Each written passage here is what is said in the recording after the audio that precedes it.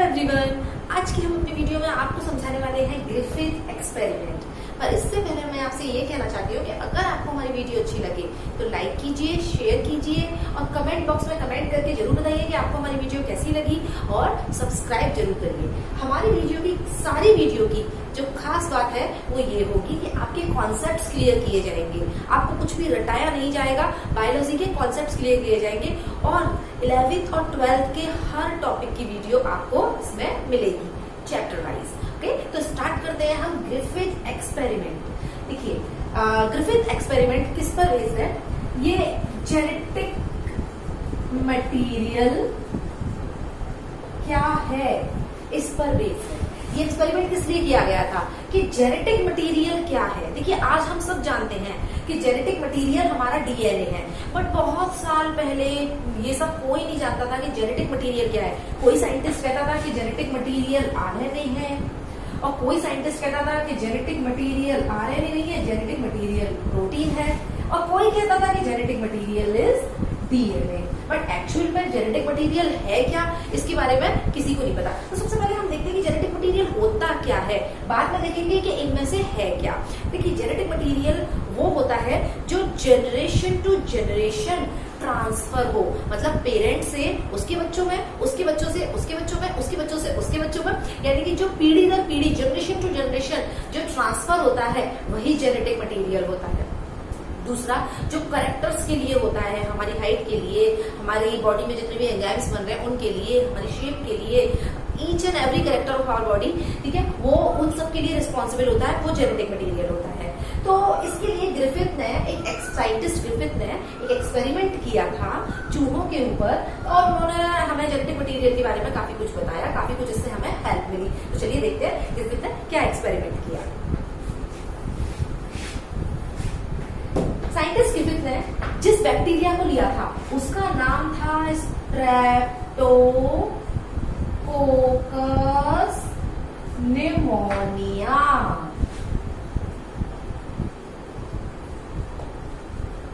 जैसा कि इसके नाम से पता है, निमोनिया, ये क्या कॉज करेगा? निमोनिया। किसमें निमोनिया कॉज करेगा? ये है चूहों में। किसमें कॉज करेगा? चूहों में। तो साइंटिस्ट ग्रिफिथ ने स्ट्रेप्टोकोकस निमोनिया लिया था। इसको अच्छी तरह से याद कर लीजिए इस नाम को, ठीक है, एग्जाम में, बोर्ड में पूछा जाता है, नीट में पूछा जाता है। इसकी 2 स्ट्रेन ली थी। कितनी स्ट्रेन ली थी? 2 स्ट्रेन। एक लिया था इसका S strain bacteria. Bacteria actually 2 type के थे। स्ट्रेप्टोकोकस निमोनिया के बैक्टीरिया जो थे वो 2 टाइप के थे। एक तो थे एस स्ट्रेन और दूसरा था आर स्ट्रेन। ओके, अब देखिए, ये जो 2 टाइप के कौन से थे? ये तो था हमारा बेकार वाला और ये था हमारा अच्छा वाला। कैसे बोलेंगे हम बेकार वाला? देखिए, एस स्ट्रेन जो था वो डिजीज कॉज कर सकता था, निमोनिया कॉज कर सकता था। तो हम इसको ऐसे लिखेंगे, कॉजिंग या डिजीज, ठीक है। एस स्ट्रेन वाला जो बैक्टीरिया था वो बीमारी यानी कि निमोनिया कॉज कर सकता था, लेकिन आर स्ट्रेन वाला हमारा अच्छा वाला था, वो डिजीज कॉज नहीं कर सकता था, ठीक है। Can not cause disease. इतना क्लियर है। अब हम पहचानेंगे कैसे कि कौन सा एस स्ट्रेन वाला है और कौन सा आर स्ट्रेन वाला? तो बस इसके नाम पे चला जाइए। एस मतलब स्मूथ, शाइनी। एस मतलब है यहाँ पर स्मूथ, यानी कि इनकी जो कॉलोनी थी, इन बैक्टीरिया की जो कॉलोनी थी वो स्मूथ थी, शाइनी थी, वो अलग पहचान में आ रही थी। ओके, और आर स्ट्रेन, आर मतलब रफ, आर मतलब रफ, ठीक है। इनकी जो कॉलोनी थी वो रफ थी, ठीक है, शाइनी नहीं थी, रफ थी। तो ये भी अलग पहचान में आ रहे थे, यानी कि चमकते हुए बीमारी पैदा कर रहे थे और जो रफ थे वो बीमारी पैदा नहीं कर रहे थे। चलिए, इतना आपको क्लियर है। स्क्रीनशॉट लीजिए इसका, फिर हम इस एक्सपेरिमेंट में आगे बढ़ते हैं। स्क्रीनशॉट लीजिए इसका। चलिए आगे स्टार्ट करते हैं हम इसमें। तो साइंटिस्ट ग्रिफिथ ने क्या किया था कि एस स्ट्रेन वाले, कौन से बैक्टीरिया बेटा? एस स्ट्रेन वाले बैक्टीरिया लिए और उनको चूहों में इंजेक्ट कर दिया। उनको क्या किया? चूहों में इंजेक्ट इनटू माइस, उनको चूहों में इंजेक्ट कर दिया। अब मैंने आपको क्या बताया था, एस स्ट्रेन वाले बैक्टीरिया बीमारी कॉज करते हैं, निमोनिया कॉज करते हैं, चूहे को निमोनिया हो जाएगा और चूहा हमारा मर जाएगा। तो यही हमारी एक्सपेक्टेशन थी कि चूहा मरेगा, तो हम क्या लिखेंगे यहाँ पे, माइट डाई, चूहा मर गया। अब आते हैं दूसरे स्ट्रेन की तरफ, वो है आर स्ट्रेन। कौन सा स्ट्रेन है ये, आर स्ट्रेन। आर स्ट्रेन का हमने क्या बताया, वो निमोनिया कॉज कर ही नहीं सकता। अब जो निमोनिया कॉज नहीं करेगा तो चूहा हमारा जिंदा रहेगा, चूहा हमारा जिंदा रहेगा, चूहा हमारा मरेगा नहीं। तो जो आर स्ट्रेन वाले हैं, ठीक है, उनको जब चूहों में इंजेक्ट किया ग्रिफिथ ने, तो क्या हुआ, चूहा हमारा जिंदा रहा, चूहा हमारा जिंदा रहा, मरा नहीं था। क्यों, क्योंकि आर स्ट्रेन वाले बीमारी कॉज नहीं करते। इससे पहले ही मैंने आपको ये भी बताया है। अब क्या किया आगे साइंटिस्ट ने कि एस स्ट्रेन वाले बैक्टीरिया को क्या किया, हीट करके, गर्म करके किल्ड कर दिया, यानी कि मार दिया। ठीक है, एस स्ट्रेन वाले बैक्टीरिया जिनसे चूहा मर रहा था, उनको गर्म करके, हीट करके और उनको मार दिया। और फिर मारने के बाद वो मरे हुए बैक्टीरिया को चूहों में फिर से डाला। कैसे डाला, तो इसको हम लिखेंगे हीट किल्ड एस स्ट्रेन। भाई जब मरे हुए बैक्टीरिया को तुम चूहों में डालोगे तो मरे हुए बैक्टीरिया क्या खाड़ लेंगे उसका। जो बैक्टीरिया मर गए हैं, ठीक है, भले ही जिंदा थे जब बीमारी कॉज कर रहे थे, लेकिन जो मर गए वो चूहे में क्या उखाड़ लेंगे, कुछ भी नहीं। तो रिजल्ट हमारे जो एक्सपेक्टेशन है उन्हीं के अकॉर्डिंग था। यानी हीट किल्ड एस स्ट्रेन को जब इंजेक्ट किया किसमें, माइस में, तो क्या हुआ, चूहे हमारे जिंदा थे, चूहे मरे नहीं और जिंदा थे। क्यों जिंदा थे बेटा, क्योंकि बैक्टीरिया मरा हुआ था। ओके, आगे की स्टेप पर जाइए जो बहुत इंपॉर्टेंट स्टेप है। उन्होंने क्या किया, एक तो इसको हीट किल्ड एस स्ट्रेन को जिससे चूहे जिंदा थे, और एक आर स्ट्रेन को, ठीक है, इन दोनों टाइप के जो बैक्टीरिया थे, इन दोनों टाइप के बैक्टीरिया का रिजल्ट था कि चूहे जिंदा थे। आपको मेरी बात समझ आ रही है। इन दोनों को उन्होंने मिला के और फिर चूहे में डाल के देखा कि देखिए अब रिजल्ट क्या आता है। तो क्या लिखेंगे हम यहाँ पर, heat killed S strain plus R strain, और क्या किया, इंजेक्ट इनटू माइस, और चूहों में इंजेक्ट कर दिया। अब देखिए फटाफट से देखिए इसमें, heat killed S strain, heat killed S strain का रिजल्ट था चूहा मरा नहीं था, जिंदा था। ठीक है, आर स्ट्रेन का रिजल्ट था चूहा मरा नहीं था, जिंदा था। तो इन दोनों को जब हमने मिला के और फिर चूहों में इंजेक्ट किया तो रिजल्ट हमारा वही आना चाहिए था, चूहा मरना नहीं चाहिए था, जिंदा रहना चाहिए था, और रिजल्ट हमारा अलग आया। और क्या आया, चूहा मर गया, चूहा क्या हुआ, मर गया। दिस इज वेरी सरप्राइजिंग कि ऐसा क्या हुआ कि जब अलग अलग डाल रहे थे तो चूहा जिंदा था, और जब हमने दोनों को मिला के डाला तो चूहा मर गया। ओके, स्क्रीनशॉट लीजिए, फिर मैं इसका रिजल्ट बताती हूँ कि ऐसा क्यों हुआ। फटाफट से लीजिए। ओके, तो देखिए बेटा,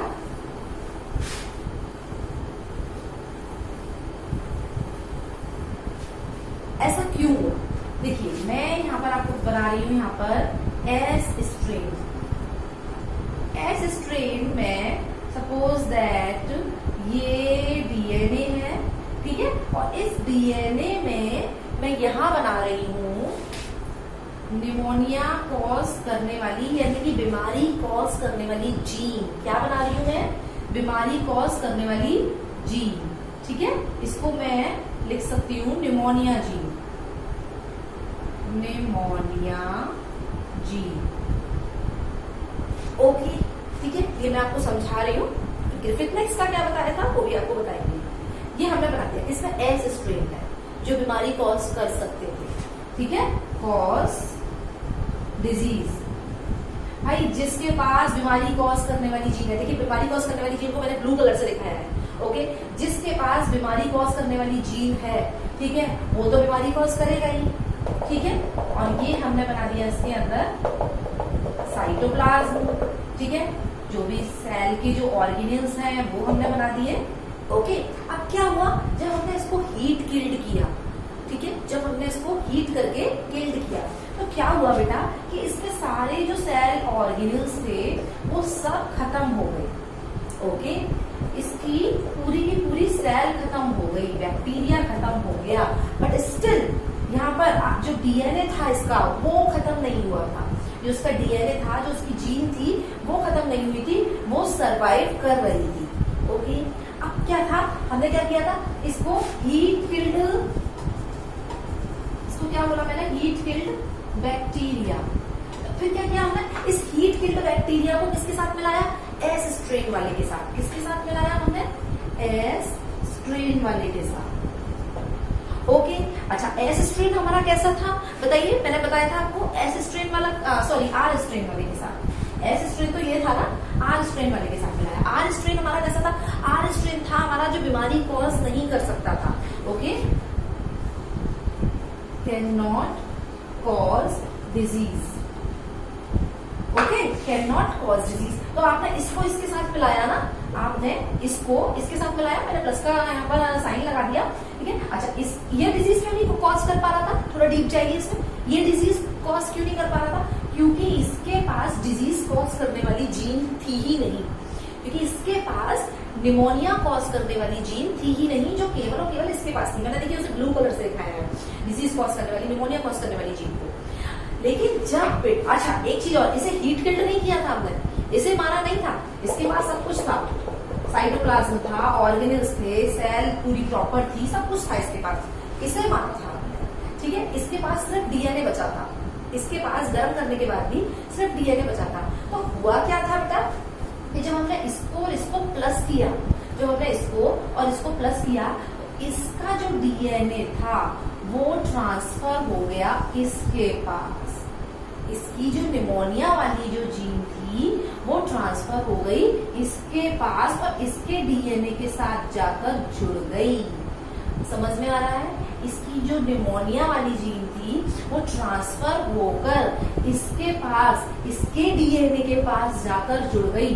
कौन सी जीन, निमोनिया जीन। अब जब इसकी निमोनिया वाली जीन इसके डीएनए के साथ जुड़ गई तो सेल तो इसकी मरी हुई नहीं थी, इसकी सेल के पास वो सब कुछ था जो पहले इसके पास था, इसकी सेल के पास वो सब कुछ था, प्रोटीन सिंथेसिस की पूरी मशीन थी, सेल थी, ये तो मरा हुआ नहीं था ना।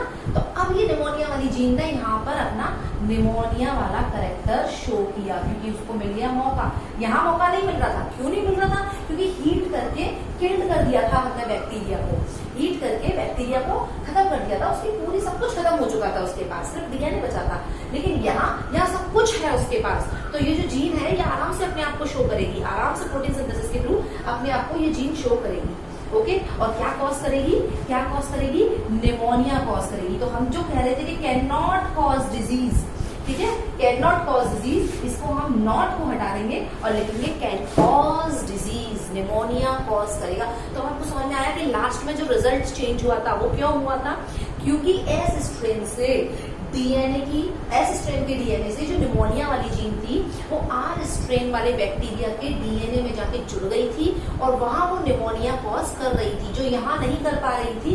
हीट किल्ड हो गया था ना ये, तो यहाँ नहीं कर पा रही थी, लेकिन उस पर जाके उसको पूरा एनवायरमेंट ऐसा मिल गया अपने आप को शो करने का, और उस जीन अपने आप को शो कर रही थी और निमोनिया कॉज कर रही थी। आई थिंक आपको ये अच्छे से समझ आ गया होगा। तो एक चीज और समझिए इसको, कि जब ग्रिफिथ साइंटिस्ट थे, यहाँ मैं बोल रही हूँ जीन, डीएनए, पर जो ग्रिफिथ साइंटिस्ट थे उन्होंने यहाँ जीन और डीएनए टर्म यूज नहीं किया था। वो उन्होंने सिर्फ ये बोला था कि एस स्ट्रेन से कोई ऐसा फैक्टर है जो कि हीट करके किल्ड करने के बावजूद भी खत्म नहीं हुआ था। क्या नाम दिया था उन्होंने, फैक्टर। क्या नाम दिया था उन्होंने इसको, फैक्टर, कि कोई ऐसा फैक्टर है जो हीट किल्ड करने के बावजूद भी खत्म नहीं हुआ था और वो फैक्टर ट्रांसफर हुआ था आर स्ट्रेन के पास और उसने बीमारी कॉज की थी। तो उन्होंने इसका नाम क्या दिया था बेटा, फैक्टर। क्या नाम दिया था? फैक्टर। आज हम जानते हैं कि वो फैक्टर है हमारा डीएनए, जीन, बट उस टाइम उन्होंने सिर्फ और सिर्फ फैक्टर वर्ड यूज किया था कि कोई फैक्टर है जो हीट किल करने के बाद भी खत्म नहीं हुआ था और दूसरी बैक्टीरियल सेल में यानी कि आर स्ट्रेन वाले में ट्रांसफर हुआ था। ओके, आपको इसका अच्छी तरह से समझ में आ गया कि पूरा एक्सपेरिमेंट में क्यों ऐसा चूहा मरा था, क्यों चूहा जिंदा था, ये अच्छी तरह से समझ में आ गया। अच्छा, एक चीज और, इस एक्सपेरिमेंट को हम ट्रांसफॉर्मेशन एक्सपेरिमेंट भी कहते हैं। क्या कहते हैं? Transformation experiment. Why it is called transformation experiment? क्योंकि इसमें ट्रांसफर हुआ था ना डीएनए का एक बैक्टीरिया की सेल से दूसरे बैक्टीरिया की सेल में ट्रांसफर हुआ था। That's why it is called transformation experiment. Transformation क्या है? The transfer of naked DNA from one bacteria to another bacteria is known as transformation. दोबारा से नोट करिए, the transfer of a naked DNA from one bacteria to another bacteria is known as transformation. इसको हम क्या बोलेंगे? Transformation. इसलिए हम इस प्रोसेस को ही ट्रांसफॉर्मेशन एक्सपेरिमेंट बोलते हैं। ओके, तो यहाँ पर ग्रिफिथ ने जितना बताया उतना आपको क्लियर हो गया। ग्रिफिथ के एक्सपेरिमेंट से ये चीज तो प्रूफ हो गई थी कि कोई ना कोई फैक्टर है जो कि एस स्ट्रेन वाले बैक्टीरिया से, कौन से बैक्टीरिया से? एस स्ट्रेन वाले बैक्टीरिया से आर स्ट्रेन वाले बैक्टीरिया में ट्रांसफर हो रहा है। बट वो फैक्टर डीएनए है या वो फैक्टर प्रोटीन है या वो फैक्टर आरएनए है, इसमें कंफ्यूजन था।